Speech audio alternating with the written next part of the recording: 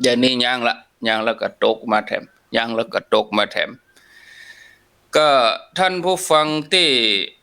ติดตามทาง Facebook ก็มีวันนี้ลองออกอากาศโดยถ่ายทอดสดก็เหมือนเฮามีทีวีวันนี้ออกทีวีแหมช่องอีกเนาะออกทีวีนี่ก็แหมช่องก็มีคนตื่นมาพออยู่ก็ขอบคุณบางท่านบ่ได้ตื่นมาพอรายการสดก็จะย้อนหลังไปก็ได้แต่คืนนี้คนเข้ามาจัดนักญาติโยมทดสอบได้สองปุตแล้วก็เป็นประจำกู้วันพุธที่อาตมาภาพจะถ่ายทอดเสียงแต่คืนนี้ก็ต้องอนุโมทนากับ FM 104.50ด้วยที่ได้เกาะสัญญาณเชื่อมสัญญาณเวลาประมาณ3 ทุ่มจบรายการปกติของเปิ้นแล้วเปิ้นก็เกาะสัญญาณเอารายการที่อาตมาจัดนั่นไปให้ญาติโยมได้ยินได้ฟังก็มีแม่ชีวิไลนี่เข้ามานี่แล้วก็แม่สรินทิพย์บุญเลิศป้าน้อยลูกแม่สีตาแม่สรินทิพย์นี่อยู่กรุงเทพมหานครครูบอยเทพประสิทธิ์นะครูบอยอยู่ห่างดงต้นเฮือดฟังชัดเจนดีฮื้อกำลังใจโอ้อนุโมทนาเนอะวันก่อนเปิ้นเอา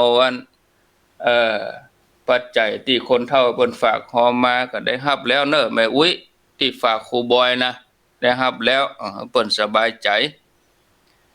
แล้วก็มีท่านพระครูวิสุวัตรท่านพระครูสมุวิสุวัตรวรกิจโจกายทอฝันท่านพระครูบดีกาประเสริฐประสันโนแม่จันเพ็ญคำโบธาแม่เดินเพ็ญทิมบางอนุโมทนาหลายคนหลายท่านพระครูโพธิพัทรวุฒิ ขออภัยแม่เจ้านี่จะญาติโยมก็จะหิจามมันก็เสียงเปลี่ยนน่ะพยายามจะบ่ฮื้อจามนะบังคับตัวเก่าบ่ฮื้อจามคือมันป่นชั่วโมงที่ไปก็เดียวถ้า6 โมง 7 โมงก็จามเต็มที่เอาแล้วเนาะศรัทธาญาติโยมได้ตักได้อู้กันก็พอให้พอดีก็ขออนุโมทนาสาธุตอนนี้ไปก็จะได้นำเสนอธรรมะวันนี้จะอู้ถึงเรื่องการปูจาประทีปปูจาเตียนจุดเตียนปูจาอย่างเฮาแต่ก่อนเพิ่นมีละโคมวิสาขะจุดเตียนปูจาเพิ่นแห่หรอแห่โคมวิสาขะสมัยเก่าแห่โคมจะไปตาแปรไปพุทธสถานจัดพวกก็จะเริ่มจัดละเนาะสัปดาห์ส่งเสริมพระพุทธศาสนาก็รณรงค์ตลอดสัปดาห์ก็เฮาจะนุ่งขาวก็ได้โลญาติโยมเนอะบ่ได้ไปทำบุญบ่ได้หยังก็เอาตัวเก่าในปฏิบัติเอาตั้งใจนุ่งขาวตลอดสัปดาห์ปฏิบัติเป็นพุทธปูจาธรรมปูจาสังฆปูจาอีกก็ได้ตลอดสัปดาห์หรือบางท่านก็อาจจะได้กินเจมังสวิรัติบางท่านก็อาจจะปฏิบัติตั้งใจนุ่งขาวตั้งใจทำอันใดอันหนึ่งเหมือนอย่างตุลุงสดเปิ้นเอาการปฏิบัติจะเดินรอบเวียนเทียนรอบพระเจดีย์บรมธาตุเจ้าโดยสุเทพตลอด108 รอบจะว่าเอาวันเดียวนะก็ทยอยอย่างเฮาอย่างนั้นนักเรียนเนี่ยเก็บคะแนนไปเรื่อยๆวันนี้ได้5 รอบ10 รอบ20 รอบก็ไปทำไปเรื่อยๆเฮาท่านทั้งหลายก็เหมือนกันตั้งใจเอาตั้งแต่วันนี้วันเก้าค่ำเลขจัดดีแล้วก็วันนี้วันพัดวันครูตั้งใจเอาตลอดสัปดาห์ไปถึงปุตวิสาขปูจาแล้วก็ประเด็นนี้วัดพระธาตุเจ้าโดยสุเทพนี่เพิ่นก็เปิดให้ไปไหว้สักการะก็ทยอยไปตลอดสัปดาห์เฮาจะไปสุ่นไปวันงานวิสาขะนี่บางทีคนนักคนหลายมันก็เสี่ยงหรือจะไปวันนั้นก็ตามใจเฮาต้องป้องกันตัวเอง เปิ้นก็มีมาตรการมีเฮาจะต้องเตรียมหน้ากากไว้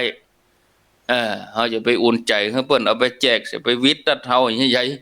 ๆแจกไปไปวิดตัดเฮาเตรียมไว้นะ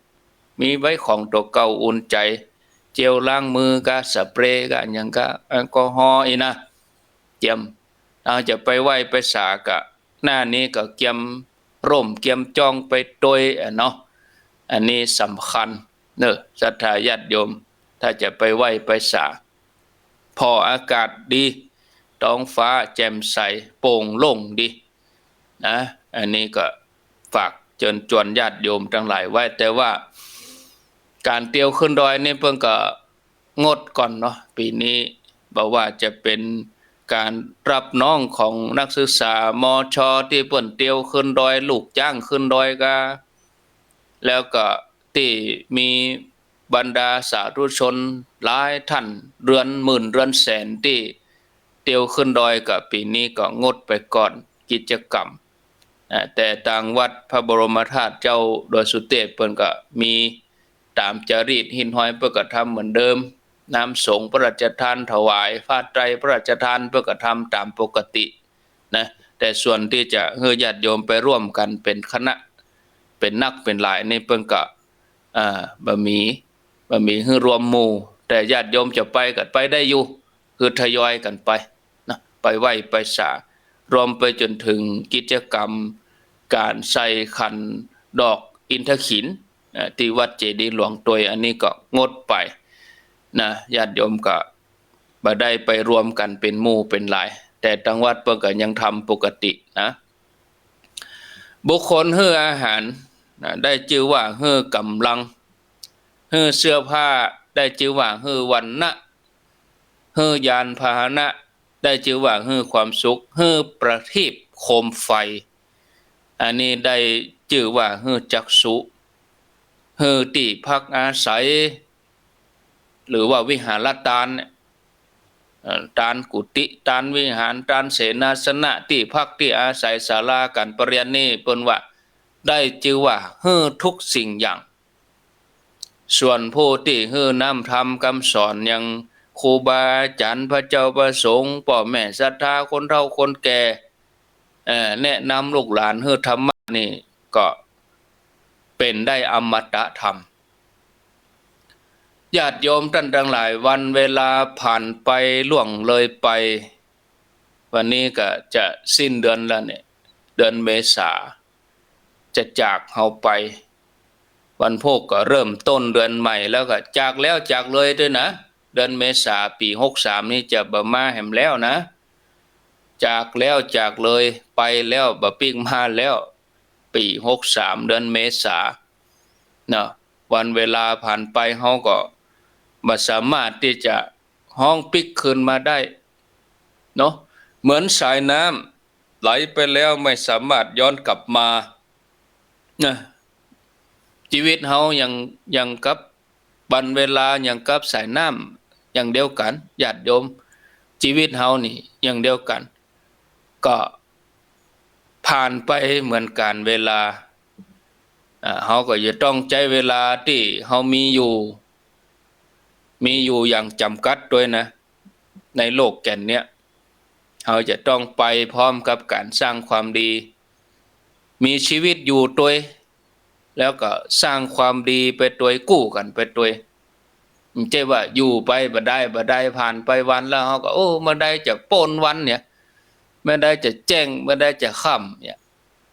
ซึ่งเฮาก็อยู่บ่ได้เฮาก็บ่ได้สร้างความดีอะไรอย่างเหมือนอาตมาเชิญชวนญาติโยมตั้งใจก็ได้เหรอตั้งแต่วันนี้ไปตลอดสัปดาห์ในสัปดาห์ส่งเสริมพระพุทธศาสนาวิสาขบูชาสะเตื้อเฮาทั้งหลายเป็นเจ้าพุทธเฮาก็ลืมไปทั้งที่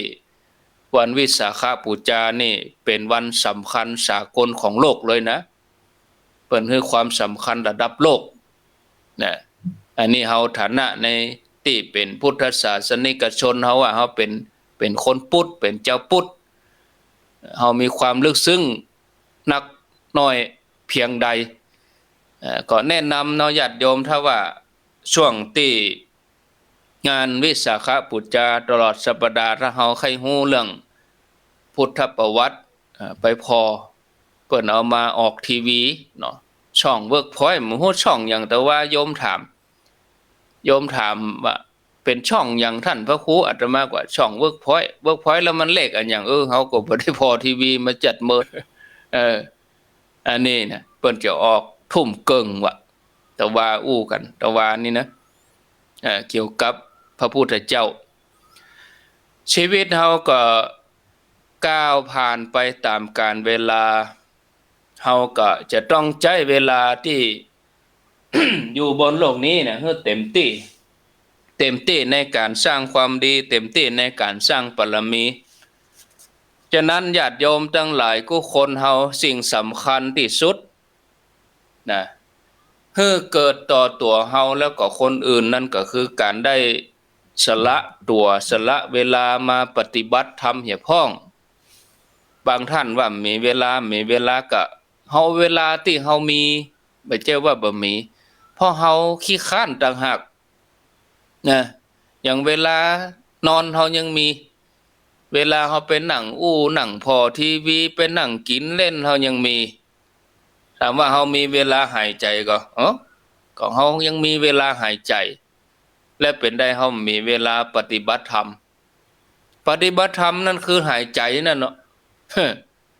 คือลมหายใจนั่นน่ะเอามาปฏิบัติธรรมเนี่ยศรัทธาญาติโยมคือเฮามันพิจารณาปั่มเป่งพิจารณาลมหายใจที่เปิ้นอยู่กับเฮาเนี่ย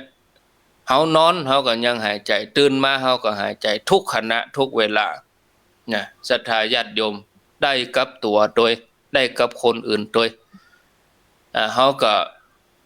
ตลอดระยะเวลาที่ผ่านไปอันนั้นผ่านแล้วก็ผ่านเลยเนาะแล้วเฮาก็แก้ไขบ่ได้ด้วยเป็นเรื่องราวของอดีตที่ผ่านณปัจจุบันนี้เฮาก็ต้องตั้งใจว่าเฮาจะมีความปรารถนาดีต่อทุกคนเฮาจะมีความเมตตาต่อทุกคนนี่นะเฮาจะมีความจริงใจต่อเพื่อนมนุษย์ต่อเพื่อนร่วมเกิดแก่เจ็บตายเฮาจะได้ฝึกฝนอบรมตัวเก่านะที่บอกว่าคนที่ให้อาหารได้ชื่อว่าให้กำลังอย่างเปิ้นตั้งโรงทานกันไปได้เนี่ย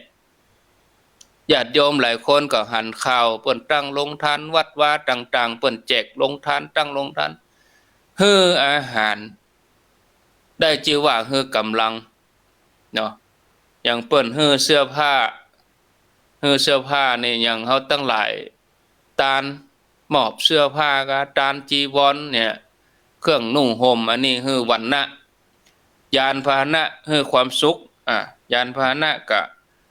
เฮาถวายกะรถกะหยังเนี่ยก็หารพาเนนไปห่ำเฮียนหนังสือเฮาก็ถวายอันนี้ก็เหมือนพาหนะเหมือนกันได้ความสุขคือประทีปได้ชื่อว่าคือจักษุก็คือดวงตาอันเป็นทิพย์ถ้าได้คือแสงสว่าง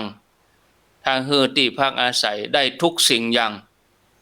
นะผู้ที่ฮือธรรมะเป็นตานฮือการบอกพร่ำสอนชื่อว่าได้อมตะธรรม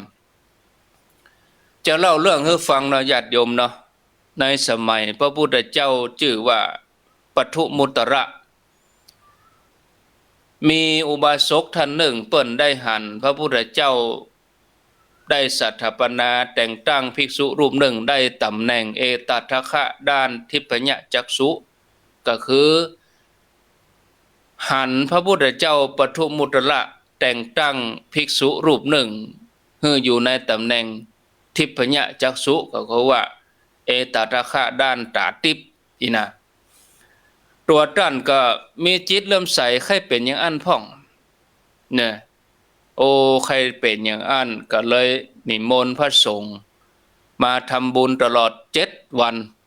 เนี่ยญาติโยมลองภาวนาก็ตั้งนี้ไปเขาจะเอา7 วันเนี่ยเขาลองเอาเข้มข้นก็ได้ละเหมือนอย่างกับโพธิสัตว์เจ้าเปิ้นปั่มเป่งในอดีตกันก่อนเปิ้นก็เอาเขาภาวนาอันใดอันหนึ่งเขาปั่มเป่งตลอด7 วันเนี่ยเขาจะสวดมนต์ทำวัดเจ้าตั้งแต่วันนี้ ตัวตึงเจ้าตึงค่ำเฮาจะเอาแบบเข้มข้นเจ้าชั่วโมงค่ำชั่วโมงเฮาปฏิบัติวันนี้เฮาจะเดินจงกรมเฮือได้กี่บัลลังก์นั่งสมาธิเฮาจะได้กี่นาทีเฮาลองทำพอเนอะญาติโยมเนอะลองจัดสรรปันเวลาพอตั้งใจพออันนี้ก็เหมือนได้กันตัวตั้นนี้ก็ทำตลอด7 วันเมื่อครบวันที่7โอ้เปิ้นก็ตั้งภาธนาแล้วกำนั้น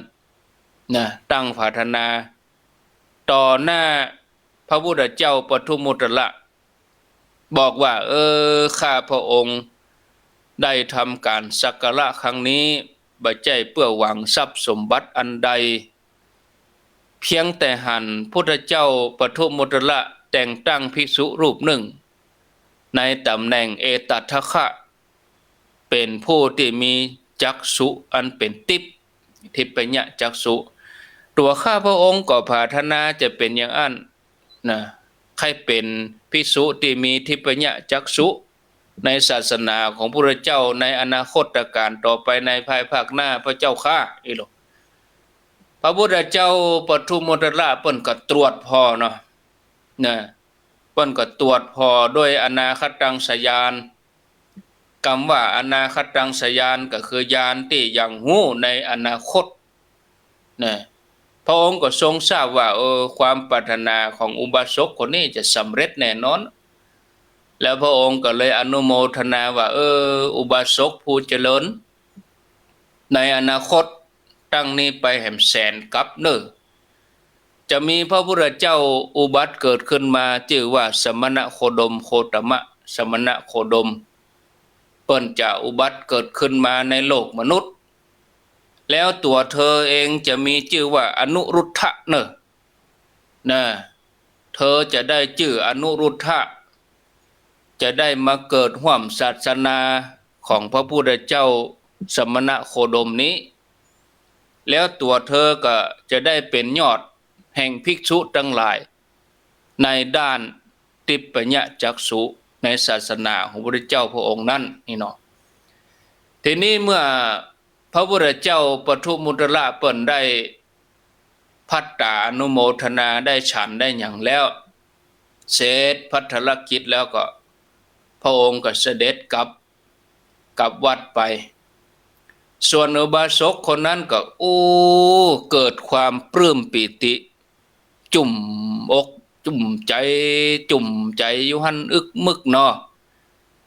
บอกบ่ถูกเวลาคนเฮาเปิ้นอิ่มบุญนี่นะมันม่วนพออันหยังก็ม่วนอกม่วนใจเปิ้นก็ตั้งใจทำบุญบ่เคยขาดเมื่อพระพุทธเจ้าปทุมมุตระดับขันธ์ปรินิพพานไปเปิ้นก็สร้างเจดีย์นะสร้างเจดีย์เป็นตานสูงถึง7 โยชน์แล้วก็ถามพระสงฆ์ว่าจะบูชาเจดีย์นี่อย่างใดถึงจะได้ทิพยจักษุพระสงฆ์ทั้งหลายก็เลยแนะนำให้เปิ้นบูชาด้วยการจุดประทีปโคมไฟตั้งจิตอธิษฐานแล้วจักได้สมปรารถนาอุบาสกคนนี้เปิ้นก็เลยทุ่มเทชีวิตจิตใจของเปิ้นประดิษฐ์ประดอยแปลงโคมไฟขนาดใหญ่แปลงถึง1,000 ดวง1,000 โคมนะแล้วก็มีโคมไฟเล็กน้อยเล็กๆน้อยๆเรียงรายเนาะล้อมรอบโคมอันใหญ่นั่นแถมเป็นบริวารอันนี้เพิ่นก็จุดบูชารอบเจดีย์ที่พระพุทธเจ้าเพิ่นเอาไว้ประดิษฐานอันนี้ก็จุดตลอดจิตเลื่อมใสนี่ท่านผู้ฟังโดยอานิสงส์ผลบุญที่เปิ้นตั้งใจปั่มเพ็งบารมีมาตลอดชีวิตเมื่อละจากโลกไปแล้วเปิ้นก็ได้ไปสู่ภูมิของเทวโลกแล้วก็มนุษย์โลกบ่ได้ไปสู่อบายภูมิเลยคือบ่ได้ตกต่ำเลยตลอดแสนกับโดยที่บ่ฮู้จักทุกขติเลยเนี่ยเมื่อครบแสนกับเปิ้นก็เกิดมาเป็นลูกมหาเศรษฐีในยุคของพระพุทธเจ้ากัสสปะ ก็มีความเลื่อมใสในพระพุทธศาสนามันประกอบการทานกุศลอยู่ตลอดหลังจากที่พระองค์ปรินิพพานเปิ้นก็ทุ่มเทแรงกายแรงใจสละทรัพย์ที่มีอยู่สร้างเจดีย์แถมสูงแห่ง1 โยชน์เพื่อปูชาพระพุทธเจ้ากัสสปะจากนั้นเปิ้นก็ฮื้อช่างเนี่ยแปลงภาชนะสำริดสำหรับการบรรจุเนยใสแปลงจัดนักเอาบรรจุเนยใสจนเต็มแล้วก็วางไส้ตะเกียงไว้ในถาดเนยใสแล้วก็เอามาเลี้ยงกันอย่างผางพระติดเฮานี่กันเนาะนะเอามาเลี้ยงนะตั้งแต่ปากขอบจดไปถึงรอบเจดีย์จุดไฟให้เป่งแจ้งสว่างสวัยประเด็นนี้เขาจะไปจุดไฟอย่างนั้นก็ลำบากเนาะเอาก็ใจไฟฟ้านี่ก็ได้ยังเปิ้นจุดไฟปูจาก็คือไฟฟ้าอีกก็ได้ถ้าเป็นเจ้าภาพไฟ2 ถาด ก็ได้เหมือนกันเหรอนี่ก็เหมือนกันจุดปูจาอันเนี้ยศรัทธาญาติโยมก็สว่างสวัยนะช่างเปิ้นก็แปลงถาดสำเร็จใบใหญ่พิเศษแล้วก็เอามาฮื้อตัวตั้นในจุดเมื่อเอาผ้าปันรอบหัวแล้วเปิ้นก็ยกถาดคือคนอินเดียนี่เปิ้นจังเอาถาดเอาหม้อยองไว้บนหัวนะแม่ยิงเวลาไปตักน้ำก็จะเอาหม้อเอาอย่างยองบนหัวเอาอันถังเปเอาอันกะละมังถังเปไปซักผ้าก็เอายองหัวเนี่ยเปิ้นมีผ้าปันหัวหรอบางทีนี่เขาเจ๊กำนะปล่อยมือเตียวไปอย่างนั้นเนี่ยบอกว่าพ่อใจไม่ยิงญาติโยมเคยไปอินเดียจังหันอันนี้ก็เหมือนกันก็ยกถาดนั่นวางบนหัวจุดประทีปไปตุย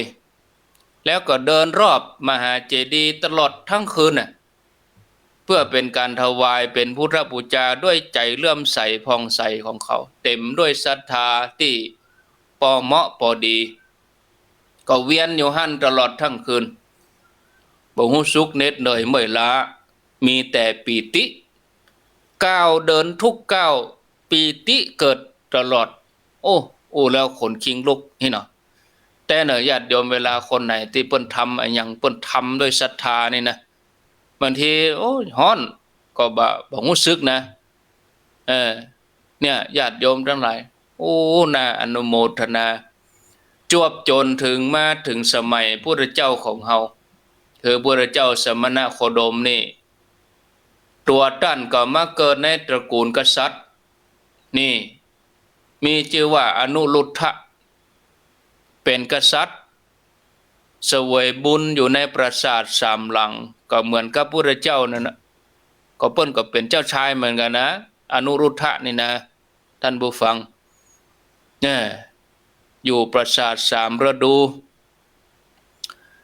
วันหนึ่งก็มีเจ้าชายแห่งองค์หนึ่งมาถามพระอนุรุทธะมาถามบอกว่าบัดเดี๋ยวนี้สักกยะกุมารทั้งหลายได้ออกบวชโดยพระพุทธเจ้าไปหมดแล้วบัดเดี๋ยวนี้ตระกูลเฮาเนี่ยยังมีไผสมัครบวชเตื้ออนุรุทธะจะบวชก่อนี่หมายถึงตอนที่พระเจ้าสุโธทนะเปิ้นว่าบัดเดี๋ยวนี้ลูกของเฮาไปบวชแล้วอันนี้หมายถึงตอนพระเจ้าสุโธทนะเปิ้นเริ่มใส่ศรัทธาพระพุทธเจ้าเต็มที่แล้วก็แหมอย่างนึงเพิ่นก็ห่วงเนาะห่วงพระพุทธเจ้าอันเป็นเจ้าชายสิทธัตถะว่าต้องมีญาติตระกูลเฮาโดยไปดูแลพระพุทธเจ้าก็ว่าบัดเดี๋ยวนี้ญาติพี่น้องเฮาช่วยกันบวชไปตระกูลในคนอีกอันนี้อู้ง่ายๆญาติโยมเข้าใจแล้วเดี๋ยวนี้ตระกูลของเจ้าชายอนุรุทธะนี่ก็ยังมีไผสมัครบวชโดยเตื้อก็มีเจ้าชายอื่นๆพระเชษฐากาอ้ายกาน้องกามาถามว่าอนุรุทธะจะบวชก็ตอนแรกเจ้าชายอนุรุทธะนี่ก็ยังบ่ยินดีในการบวชเตื้อเพราะว่าเปิ้นก็หันว่าชีวิตนักบวชนั้นลำบากนะ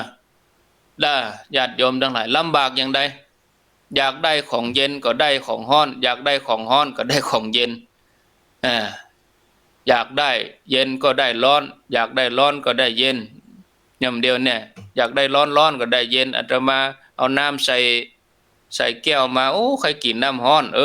มีโอกาสได้กินเอาตำไว้นี่ก่อนพวกเย็นพวกได้กิน อันนี้นะศรัทธาญาติโยมบางทีอยากได้เย็นก็ได้ร้อนอย่างนี้อันนี้ลำบากอนุรุทธะเพิ่นก็กึดจะอีเรื่องอาหารการกินก็แล้วแต่ญาติโยมจะเอามาแต่เมื่อเปิ้นนึกถึงการอยู่ในเพศคฤหัสถ์เจ้าชายอนุรุทธะนี่ก็รู้สึกเบื่อหน่ายพอรู้ว่าที่สุดของการแสวงหาการเลี้ยงชีพนั้นบ่ใช่เป็นแก่นสารสาระหยังต้องทำงานตลอดจนฮอดปอเสี่ยงอายุไขเนี่ยทำจนบ่มีบ้าบ่มีแห้งทำไปเนี่ยเพราะหยังเพราะไปสนองต่อกิเลสเลยไม่สามารถจะเอาตัวเก่าลุดพ้นจากกองทุกข์ได้เจ้าชายอนุรุทธะเปิ้นก็เลยตัดสินใจตัดสินพระทัยออกบวชเลยแม้จะมีความลำบากเบื้องต้นแต่ก็เป็นที่มาแห่งความหลุดพ้นนี้เมื่อเปิ้นบวชได้บ่เมินบ่นานก็อาศัยความเปลี่ยนตั้งอยู่ในความประมาทบุญกุศลที่เคยทำไว้มาก่อนก็สั่งสมมาดีเปิ้นก็เข้าถึงพระพุทธพระธรรมพระสงฆ์เป็นสรณะเป็นที่ปึ้งแล้วก็เปิ้นก็ทำทิพยจักษุให้เกิดขึ้นทิพยจักษุนี่สามารถพอทะลุในที่มืดได้นะญาติโยมสิ่งใดที่ท่านปรารถนาจะพอก็คือหันไปหันนรกหันสวรรค์ต่อมาท่านก็ปฏิบัติไปเรื่อยๆจนสามารถบรรลุธรรมเป็นอรหันต์แล้วพระองค์พระสัมมาสัมพุทธเจ้าก็สถาปนาให้ท่านได้รับตำแหน่งเอตทัคคะด้านภิกษุผู้เป็นเลิศทิพยจักษุท่านผู้ฟังญาติโยมทั้งหลายเฮาจะหันว่า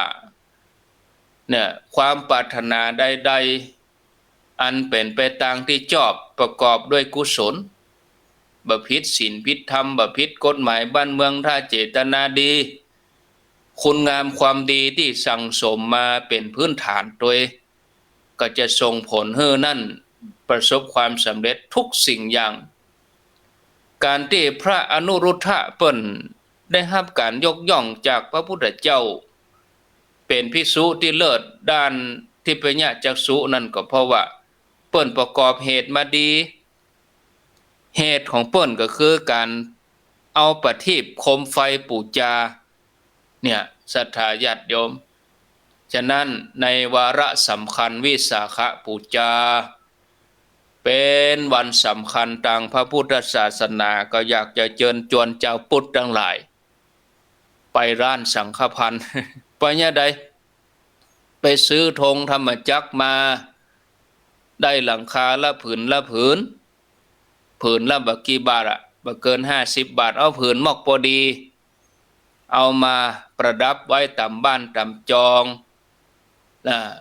อันนี้เขาจะปฏิบัติจะนุ่งขาวห่มขาวตลอด7 วันสัปดาห์พระพุทธศาสนาสัปดาห์ส่งเสริมพระพุทธศาสนาเอาได้นุ่งวันค่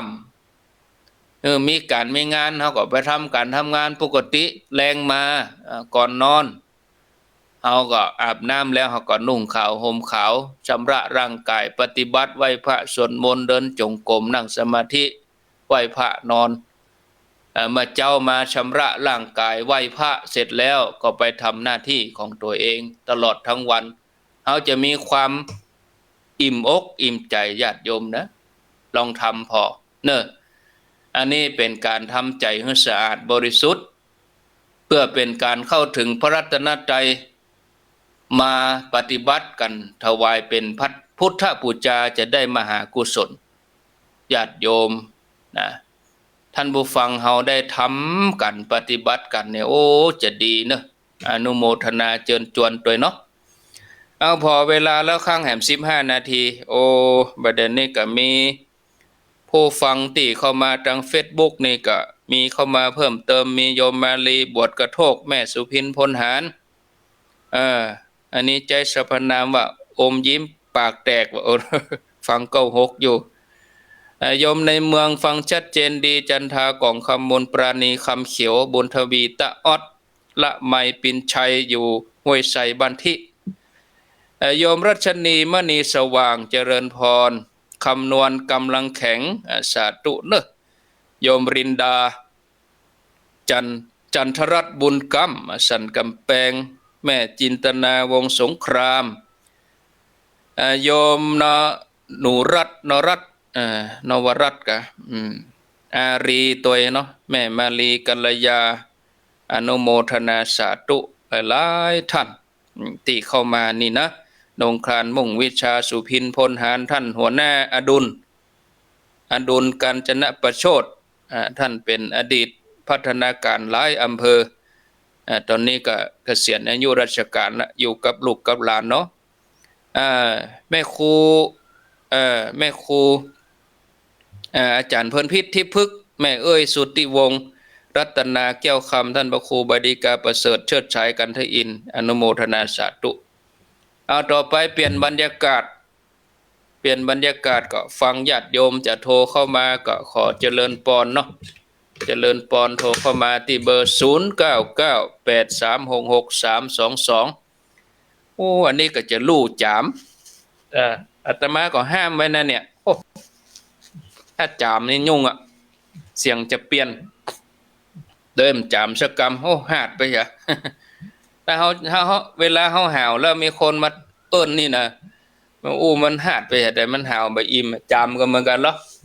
ก็เดี๋ยวก่อนออกรายการค่อยจามแล้ว0998366322รับสายเจริญปอนเจ้าวันเจ้า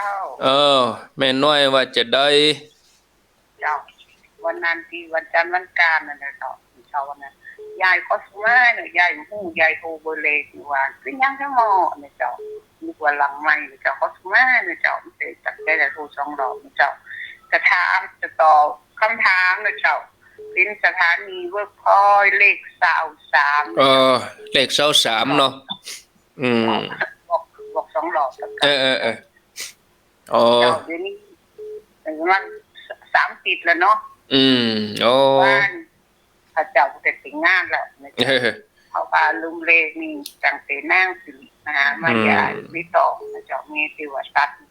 ราคาสิไม่ตอบเนาะไม่ลืมนะเจ้าเลข23นะเจ้าแล้วก็มีคำถามนะเจ้าที่ท่านที่บรรยายนะเจ้าทศศาสตร์ที่เปรตนะเจ้านาราธานะเจ้ายายไขข้อตั้งเก่าตั้งแต่ญาติมีนะเจ้าที่จบจะได้พระเจ้าไว้ซาเจ้าอันยังก็แม่เจ้าอันยังจนจบก็ทันวัน2-3วันแล้วนี่บรรยายทศศาสตร์ที่เปรตนาราธานะเจ้าเนาะข้าพระมีนะเจ้ามันก็ได้จัดเดียวนะเจ้ายายไขทานบรรยายเดี๋ยวเอาแต่ละเจ้าเวลา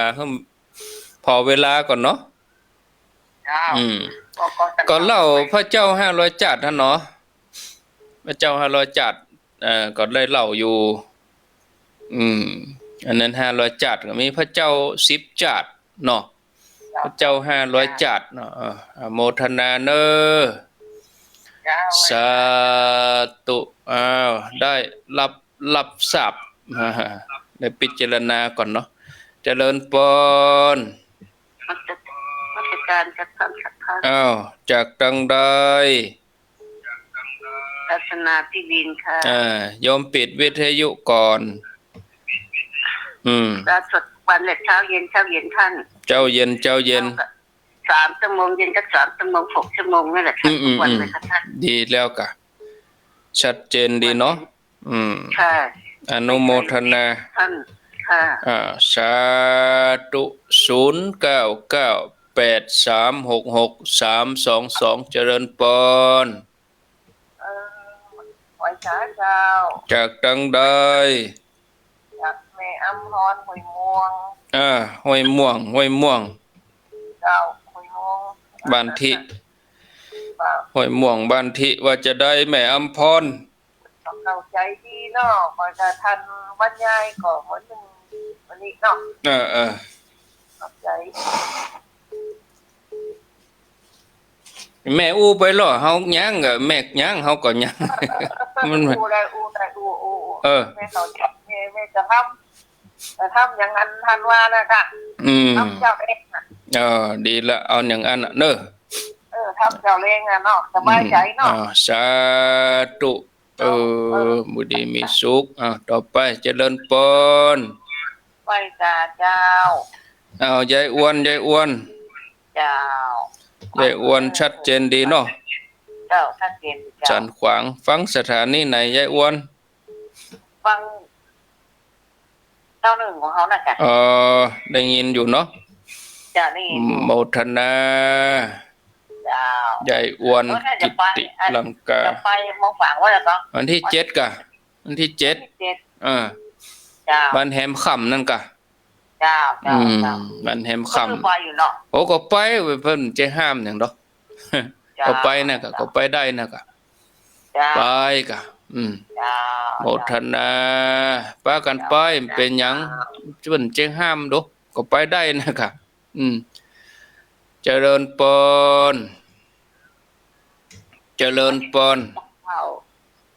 จากทางใดร่องวัวแดงยายพรร่องวัวแดงเน็ตก็โทรศัพท์ใหม่นี่เน็ตก็ยายพรแล้วไผเติมสตางค์เหอะเติมคนเดียวเติมคนเดียวเลยดีกะฟังเต้าหกดับแต่ว่านี่ไฟฟ้าดับกะน่ะเจ้าพักนั่งใดก็จ้านั่นน่ะกะหน้าฝนนี่ตึงอย่างญาติโยมเบิดบ่อย่างก็อย่างนะอันนี้ต้องทำใจหน้าฝนฟังป้าปัญญาคำเดียวไฟฟ้าดับเดี๋ยวนี้มาแล้วเหรอเดี๋ยวนี้กะปัจจุบันนี่กะเนาะเดี๋ยวนี้แต่ว่าแล้วไปละแต่ว่าไฟฟ้าดับเนาะแล้วใจมันฟังแล้วมันเกิงกลางได้มันเกิงกลางโมทนาเนอดูเปิ้นเนาะคนเฒ่าคนแก่เจริญพรครูบาอาจารย์ครับตูปิ่นน้อยครับผมว่าจะได้หลวงน้อยครับขออนุญาตเวลาอาจารย์คำเนาะว่าไปที่จะไปร่วมงานขออาจารย์ท่านพระครูที่ตำบลสาวาวันที่7เนาะถ้าไปจะไปโดยผมนะครับก็ศรัทธาบ้านสันแห้งวัดสันแห้งที่ผมอยู่แล้วก็จะศรัทธาบ้านป่าแดงของโยมแม่ที่โทรมาตะวาเนาะก็บ้านหลวงแล้วก็บ้านหลวงแล้วก็บ้านป่าแดงถ้าใครจะไปก็เดี๋ยวผมจะส่งเบอร์ให้อาจารย์ท่านพระครูแล้วก็ไปเจงให้เปิดนำกรรมว่าเปิดเขาจะไปตัวก่อนผมจะรวดทับไปครับดีกะ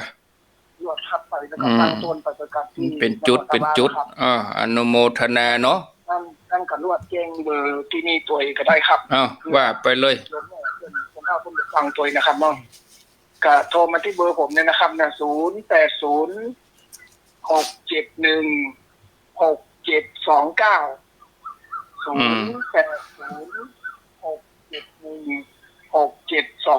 นะครับเนาะได้